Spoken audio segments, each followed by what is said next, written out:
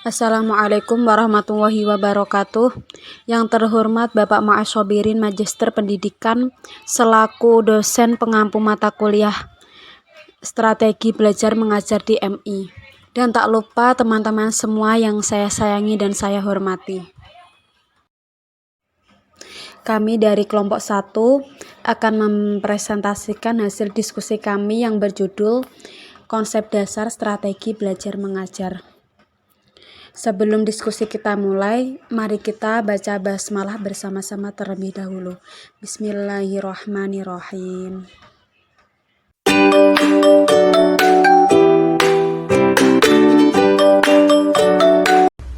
Assalamualaikum warahmatullahi wabarakatuh. Halo, perkenalkan nama saya Harisma Laili Nur Fadli. Di sini saya akan menjelaskan tentang strategi pembelajaran. Nah, menurut KEM itu menjelaskan bahwa strategi pembelajaran adalah suatu kegiatan pembelajaran yang harus dikerjakan guru dan peserta didik agar tujuan pembelajaran dapat dicapai secara efektif dan efisien. Kemudian menurut Dick and Carey itu menjelaskan bahwa strategi pembelajaran terdiri atas seluruh komponen materi pembelajaran dan prosedur atau tahapan kegiatan belajar yang digunakan oleh guru dalam rangka membantu peserta didik mencapai tujuan pembelajaran tertentu. Nah, ada dua hal yang patut dicermati dari pengertian tadi, yaitu yang pertama, strategi pembelajaran merupakan rencana tindakan termasuk penggunaan metode dan pemanfaatan berbagai sumber daya atau kekuatan dalam pembelajaran. Kemudian yang kedua adalah strategi disusun untuk mencapai tujuan tertentu, artinya adalah tercapai kepada suatu tujuan.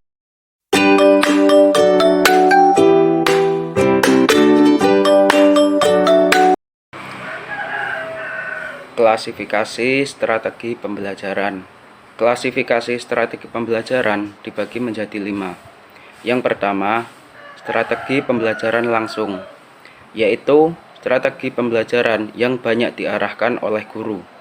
Kelebihannya adalah mudah untuk direncanakan dan digunakan, sedangkan kelemahannya dalam mengembangkan kemampuan dan sikap yang diperlukan untuk pemikiran krisis.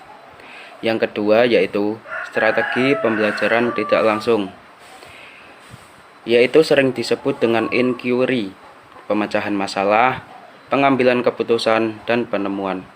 Umumnya strategi ini berpusat pada peserta didik. Kelebihan dari strategi ini adalah 1. Mendorong keterkaitan dan keingintahuan peserta didik. Yang kedua, menciptakan alternatif dan menyelesaikan masalah. Yang ketiga, mendorong kreativitas dan pengembangan keterampilan. Yang keempat, pemahaman yang lebih baik. Sedangkan kekurangannya adalah memerlukan waktu yang panjang. Yang ketiga yaitu strategi pembelajaran interaktif, yaitu menekankan pada diskusi dan sharing di antara peserta didik. Kelebihan strategi ini antara lain: pertama, peserta didik dapat belajar dari temannya dan guru untuk membangun keterampilan sosial, keterampilan dan membangun argumen yang rasional. Kedua, kekurangan dari strategi ini sangat bergantung pada kecakapan guru dalam menyusun dan mengembangkan dinamika kelompok. Kemudian yang keempat, yaitu strategi pembelajaran pengalaman atau eksperiental. Pembelajaran empirik berorientasi pada kegiatan induktif, berpusat pada peserta didik, dan berbasis aktivitas. Kelebihan strategi ini antara lain: yang pertama, meningkatkan partisipasi peserta didik. Yang kedua, meningkatkan sifat kritis pada peserta didik. Yang ketiga, meningkatkan analisis pada peserta didik. Sedangkan kekurangan dari strategi ini adalah penekanan hanya proses, bukan pada hasil, dan memerlukan waktu yang panjang. Kemudian yang kelima yaitu strategi pembelajaran mandiri. Strategi pembelajaran mandiri ini merupakan belajar mandiri yang merupakan strategi pembelajaran yang bertujuan untuk membangun inisiatif individu, kemandirian, dan peningkatan diri. Kelebihannya dari pembelajaran ini adalah membentuk peserta didik yang mandiri dan bertanggung jawab. Kekurangannya yaitu peserta belum dewasa sehingga sulit menggunakan pembelajaran mandiri. Kurang lebihnya saya mohon maaf, mungkin seperti itu yang dapat saya sampaikan. Saya kembalikan kepada moderator.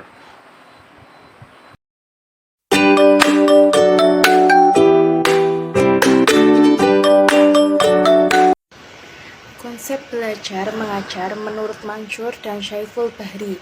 Ada 4 hal yang menjadi konsep dasar untuk merencanakan sebuah strategi belajar dan mengajar, yaitu sebagai berikut. Yang pertama, mengidentifikasi, menetapkan spesifikasi, perubahan tingkah laku, dan kepribadian anak didik. Spesifikasi dan kualifikasi perubahan tingkah laku yang bagaimana yang diinginkan sebagai hasil mengajar yang dilakukan.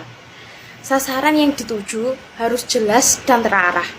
Oleh karena itu, tujuan pengajaran yang dirumuskan harus jelas dan konkret sehingga mudah dipahami oleh anak didik.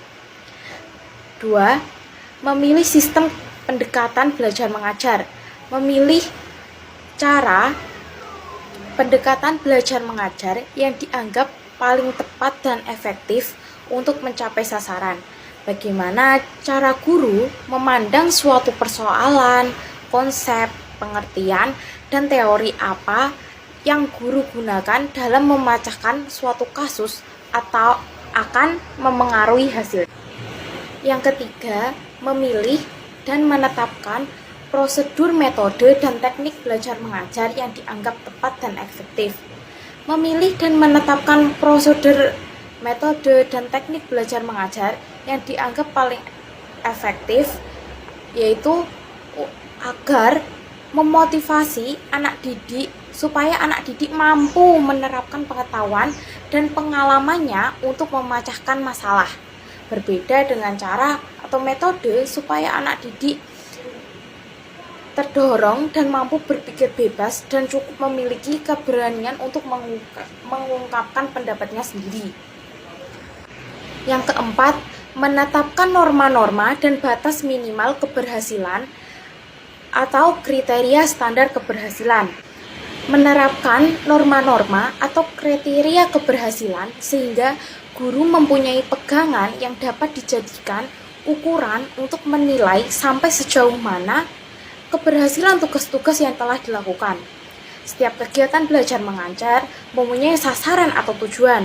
Tentunya, tujuan tersebut bertahap dan berjenjang mulai dari yang sangat operasional dan konkret, yakni tujuan instruksional khusus dan tujuan instruksional umum, tujuan kurikuler, tujuan nasional, sampai pada tujuan yang bersifat universal.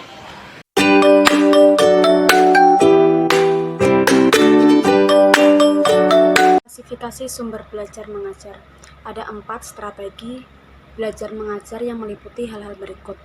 Yang pertama, yaitu mengidentifikasi serta menetapkan spesifikasi dan kualifikasi perubahan tingkah laku dan kepribadian anak didik sebagaimana yang diharapkan. Yang kedua, memilih sistem pendekatan belajar mengajar berdasarkan aspirasi dan pandangan hidup masyarakat. Yang ketiga, memilih dan menetapkan prosedur, metode, dan teknik belajar mengajar yang dianggap paling tepat dan efektif sehingga dapat dijadikan pegangan oleh guru dalam menunaikan kegiatan mengajarnya. 4. Yaitu menetapkan norma-norma dan batas minimal keberhasilan atau kriteria serta standar keberhasilan sehingga dapat dijadikan pedoman oleh guru dalam melakukan evaluasi hasil kegiatan belajar mengajar dan selanjutnya akan dijadikan umpan balik dalam penyempurnaan sistem instruksional yang bersangkutan secara keseluruhan.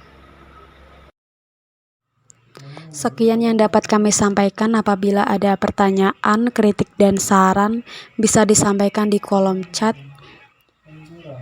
Kurang lebihnya kami mohon maaf apabila ada kesalahan dalam tutur kata. Kami dari kelompok 1 mohon undur diri. Wassalamualaikum warahmatullahi wabarakatuh.